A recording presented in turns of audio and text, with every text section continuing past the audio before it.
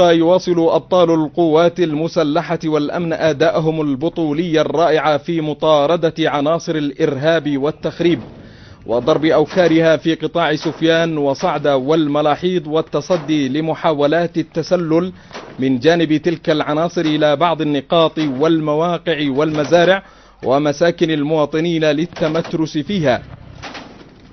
في هدف القيام بأعمال إرهابية واعتداءات على المواطنين وأفراد القوات المسلحة والأمن. وذكر مصدر عسكري مسؤول أنه تم تنفيذ عملية عسكرية لتدمير ورشتين تابعتين للإرهابيين كانتا تستخدمان لتركيب الألغام والمتفجرات، وتقع الورشتان أسفل جبل عريج ما بين ساقين وجعدان،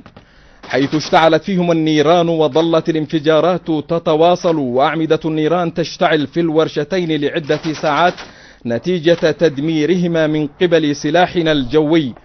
في الوقت الذي تم فيه تدمير عدد من أهداف وأسلحة وعتاد الإرهابيين في منطقة العند ودماج وآل عمار وما جاورها وفي منطقة الملاحيض.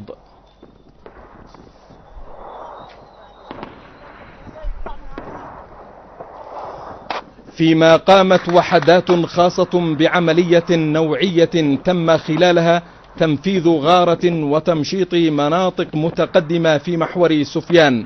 وذلك بنجاح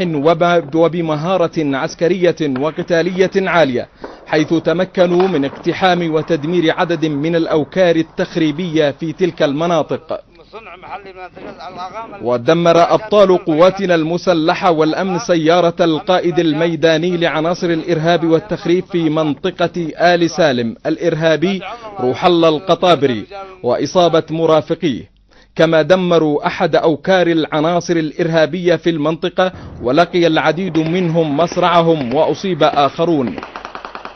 كما وجه أبطال قواتنا المسلحة والأمن ضربات دقيقة إلى وكر خاص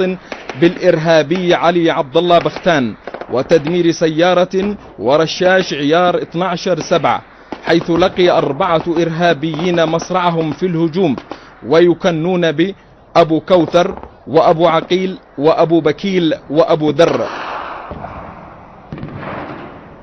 فيما قامت وحدات عسكرية متخصصة بنزع الألغام والمتفجرات التي زرعتها العناصر الإرهابية والتخريبية في الطرق القريبة من تبة المنصة.